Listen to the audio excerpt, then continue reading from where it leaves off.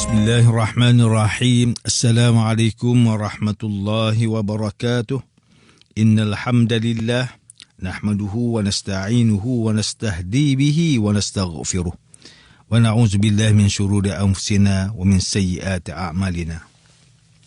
Man yahdihillahu fala mudilla lahu wa man yudlil fala hadiya lahu. Asyhadu an la ilaha illallah wahdahu la syarika lahu wa asyhadu anna Muhammadan 'abduhu wa rasuluh. Allahumma salli wa sallim ala sayyidina Muhammad wa ala alihi wa ashabihi wa tabi'in wa man tabi'ahum bi ihsanin ila yaumiddin. A'udzu billahi minasyaitonir rajim. Ya ayyuhalladzina amanu taqullaha haqqa tuqatih wa la tamutunna illa wa antum muslimun. Amma ba'd.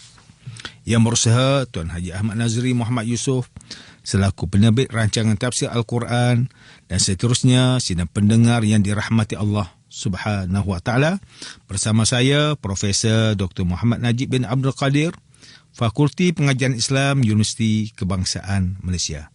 Tuan-tuan, puan-puan, para pendengar yang dimuliakan, pada hari ini kita akan menyambung kembali rancangan tafsir Al-Quran bagi siri ke-101. InsyaAllah pada kali ini kita akan membincangkan mengenai pentafsiran ayat ke-42 surah At-Taubah. A'udzu billahi minasyaitonir rajim. Law kana 'aradan qariban wa safaran qasidan lattaba'uka walakin ba'udat 'alayhimus syuqqah. وَسَيَحْلِفُونَ بِاللَّهِ لَوِ اسْتَطَعْنَا لَخَرَجْنَا مَعَكُمْ يُهْلِكُونَ أَنفُسَهُمْ وَاللَّهُ يَعْلَمُ إِنَّهُمْ لَكَاذِبُونَ. Sekiranya apa yang kamu serukan kepada mereka itu ada keuntungan yang mudah didapati dan perjalanan yang tidak begitu jauh, maka nescaya mereka akan mengikuti kamu. Tetapi tempat yang dituju itu jauh bagi mereka. Mereka akan bersumpah dengan nama Allah, jika kami sanggup, maka tentulah kami akan pergi bersama-sama dengan kamu. Tetapi mereka membinasakan diri mereka sendiri. Sesungguhnya Allah mengetahui bahawa mereka benar-benar orang yang berdusta. Sidang pendengar yang dirahmati Allah, Profesor Dr. Muhammad Quraish Shihab menerusi karyanya Tafsir Al-Misbah menyatakan bahawa ayat ke-42 surah At-Taubah ini ialah kecaman Allah Subhanahu Wa Taala terhadap sekelompok golongan munafik yang telah diajar untuk berjihad di jalan Allah, namun mereka menolaknya. Sekiranya apa yang kamu serukan kepada mereka itu ada keuntungan duniawi yang mudah didapati dan perjalanan yang tidak begitu jauh dari tempat tinggal mereka, maka nescaya mereka akan mengikuti kamu untuk mendapatkan keuntungan duniawi. Tetapi tempat yang dituju itu jauh bagi mereka, kerana mereka merasakan bahawa tempat yang hendak dituju itu sangatlah jauh, walaupun pada hakikatnya tempat itu dekat bagi golongan yang beriman dan bersemangat. Mereka akan datang kepada kamu meminta izin sambil bersumpah dengan nama Allah dengan menyatakan bahawa, demi Allah, jika kami sanggup, wahai Muhammad, maka tentulah kami akan pergi bersama kamu semua. Tetapi mereka tidak sanggup. Mereka berkata bahawa kami sakit atau tidak memiliki kelengkapan yang cukup, dan pelbagai alasan lain lagi. Mereka membinasakan diri mereka sendiri disebabkan oleh sumpah palsu dan kebohongan mereka itu. Dan Allah mengetahui bahawa mereka berbohong, bahkan sudah kerap kali berbohong, kerana itulah mereka benar-benar orang yang berdusta. Sidang pendengar yang dimuliakan, Hamka melalui kitab Tafsir Al-Azhar, ketika mentafsirkan ayat ke-42 surah At-Taubah ini, beliau menyatakan bahawa sekiranya apa yang kamu serukan kepada mereka itu ada keuntungan yang mudah didapati dan perjalanan yang tidak begitu jauh, maka nescaya mereka akan mengikuti kamu. Sekiranya diajak untuk berperang dengan tujuan yang jelas, iaitu untuk mendapatkan keuntungan, iaitu ghanimah, dan menempuhi perjalanan yang dekat saja, maka nescaya mereka akan mudah dan bersemangat untuk mengikuti perjuangan Nabi Muhammad sallallahu alaihi wasallam. Tetapi jika perjalanan tersebut disusuli dengan penuh kesulitan, maka mereka akan merasa berat hati sekaligus menyatakan keengganan.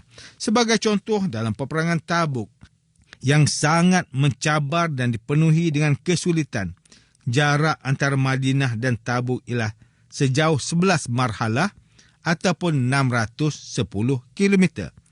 Perjalanan yang panjang ini dilakukan pada musim panas, ditambah pula dengan kepenatan yang melanda diri akibat daripada penaklukan Mekah.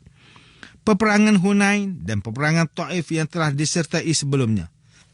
Sebagai contoh, dalam peperangan Tabuk yang sangat mencabar dan dipenuhi dengan kesulitan, jarak antara Madinah dan Tabuk ialah sejauh 11 marhalah atau 610 km. Perjalanan yang panjang ini dilakukan pada musim panas, ditambah pula dengan kepenatan yang melanda diri akibat daripada penaklukan Mekah. Peperangan Hunain dan peperangan Taif yang telah disertai sebelumnya. Selain itu, mereka juga ingin menikmati istirahat yang panjang di samping memetik kurma yang mekar berbuah. Kerana kesemua faktor tersebut, mereka berasa berat hati dan sangat sukar untuk menyahut seruan berperang dalam peperangan Tabuk. Dan dalam keadaan ini dipanggil sebagai memberatkan diri ke bumi. Kemudian golongan munafik ini bersumpah dengan nama Allah bahawa jika kami sanggup, maka sudah tentu kami akan keluar bersama dengan kamu. Maksudnya, disebabkan keengganan untuk terus berperang, maka mereka telah menyatakan pelbagai alasan.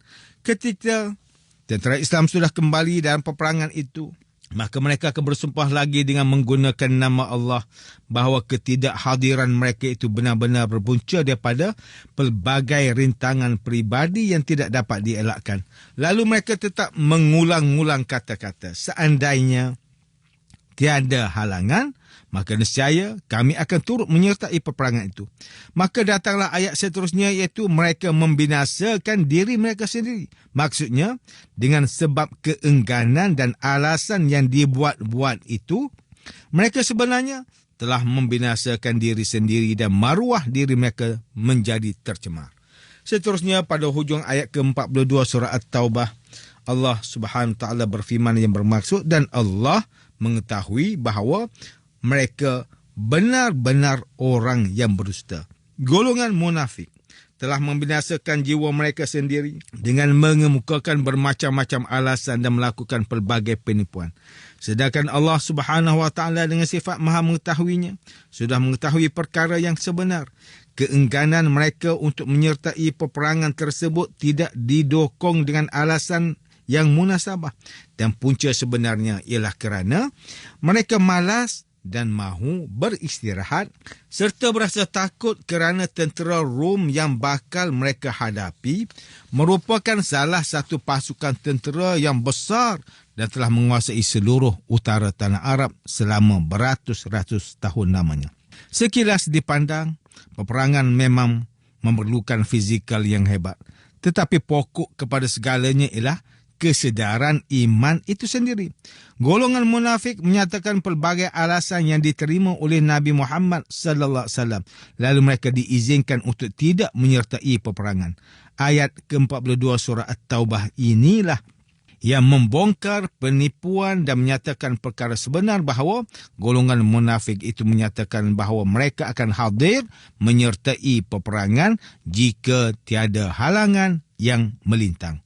Sidang pendengar yang dimuliakan, Tengku Muhammad Hasbi As-Siddiqi menerusi kitabnya Tafsir An-Nur mentafsirkan ayat ke-42 surah At-Taubah ini dengan menyatakan bahawa seandainya golongan munafik ini dipanggil untuk mendapatkan sesuatu dengan mudah dan tidak perlu menempuhi sebarang kesusahan, atau diajak untuk menyertai suatu perjalanan yang pendek dan tidak perlu berpenat lelah, maka mereka akan segera memenuhi ajakan itu. Mereka langsung tidak berasa berat untuk memenuhi ajakan tersebut kerana tebalnya rasa cinta kepada harta benda dunia. Namun, perjalanan untuk menuju ke Tabuk ini merupakan perjalanan yang sangat jauh. Ditambah pula dengan kebimbangan yang dirasakan akibat daripada kekuatan pihak musuh, iaitu tentera Rom yang terkenal sebagai sebuah kuasa dan kerajaan yang besar. Oleh kerana itulah, golongan munafik memberikan alasan untuk berlepas diri daripada perintah dan pelbagai lagi kesukaran sepanjang berjihad. Kemudian mereka akan bersumpah dengan nama Allah Subhanahu Wa Taala di depan Nabi Muhammad sallallahu alaihi wasallam dengan mengatakan bahawa sekiranya kami berpeluang untuk menyertai peperangan tanpa ada sebarang halangan, maka tentulah kami akan bersama-sama dengan kamu untuk berjihad menegakkan agama Allah. Kami meminta izin kamu untuk kekal di sini dan tidak berperang kerana kami tiada kemampuan, tiada wang dan tidak mempunyai pengangkutan. Sesungguhnya mereka tidak mengetahui bahawa sumpah dusta itu merupakan tanda kemunafikan sekaligus meletakkan diri mereka sebagai golongan yang akan diazab kelak. Allah Subhanahu Wa Taala Maha mengetahui bahawa mereka berdusta dalam bersumpah dan memberikan alasan. Hal ini kerana mereka ialah orang yang sihat tubuh badan dan mentalnya serta mempunyai harta kekayaan yang cukup untuk berjihad dan berperang di jalan Allah. Kemudian Allah menegur Nabi Muhammad sallallahu alaihi wasallam kerana memberikan keizinan kepada golongan munafik untuk kekal menetap di Madinah ketika baginda dan para pengikutnya berperang dengan kerajaan Rom di kawasan Tabuk. Sidang pendengar yang dirahmati Allah, demikianlah tafsir bagi ayat ke-42 surah At-Taubah menurut pentafsiran oleh para ulama. Ayat ke-42 surah At-Taubah ini menjelaskan bahawa Allah Subhanahu Wa Taala akan mengazab golongan munafik di mana ia berpunca daripada keengganan mereka untuk menyertai peperangan Tabuk bagi menentang kerajaan Rom. Mereka juga memberikan pelbagai alasan untuk menutup kemunafikan dan keengganan, sedangkan segala kebenaran sudah pun diketahui oleh Allah. Mereka hanya menginginkan kemewahan dan kesenangan di dunia berbanding bersusah payah mendapatkan kenikmatan di akhirat kelak. Justru kita perlu sentiasa berwaspada dalam menghadapi sikap buruk dan dimurkai Allah, sekaligus dapat menghindarkan diri daripada turut menyerupai golongan munafik. Sabda Nabi Muhammad sallallahu alaihi wasallam, ayatul munafiki salasun, idza haddatha kazaba wa idza wa'ada akhlafa wa idza tumina khan. Tanda-tanda munafik itu ada 3. Pertama, apabila berkata, dia berdusta. Kedua, apabila berjanji, dia ingkar. Dan ketiga, apabila diberikan amanah, dia mengkhianatinya. Hadis riwayat Imam Al-Bukhari. Melalui hadis ini kita dapat fahami bahawa ciri-ciri munafik itu ada 3. Pertama, apabila bercakap, dia berbohong. Kedua, apabila melakukan janji, dia akan melanggar atau mengingkari janji. Ketiga, apabila diberikan amanah, maka dia akan mengkhianati amanah tersebut. Sidang pendengar yang dimuliakan, antara pengajaran yang boleh kita ambil daripada ayat ke-42 surah At-Taubah ini ialah pertama, kita perlu sentiasa mengelakkan diri daripada berkelakuan seperti golongan munafik dengan selalu mendekatkan diri kepada Allah Subhanahu Wa Taala, bersifat jujur dan amanah, berhati-hati dalam membuat perjanjian dengan orang lain kerana janji memang mudah diucapkan tetapi amat sukar untuk ditunaikan. Berbicara dengan perbicaraan yang baik, sentiasa menjaga lisan serta hanya menerima amanah jika kita sanggup untuk tunaikan amanah tersebut. Kedua, sebagai manusia yang diciptakan dengan serba kekurangan ini, secara tidak sedar kita mungkin pernah berkata dusta, mungkin juga kita pernah memungkiri janji dan mungkin juga kita pernah mengkhianati amanah orang lain. Oleh itu, kita perlulah melazimkan dengan amalan bermuhasabah dan memperbaiki diri. Perbaiki diri sekurang-kurangnya menjadi lebih baik daripada diri kita pada hari semalam. Sesungguhnya Allah Maha menerima taubat. Sidang pendengar yang dirahmati Allah, sekian saja rancangan tafsir Al-Quran pada hari ini. Semoga kita semua mendapat manfaat daripada perbincangan ilmu ini.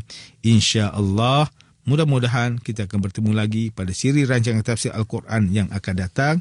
Wabillahi taufiq wal hidayah. Wassalamualaikum warahmatullahi wabarakatuh.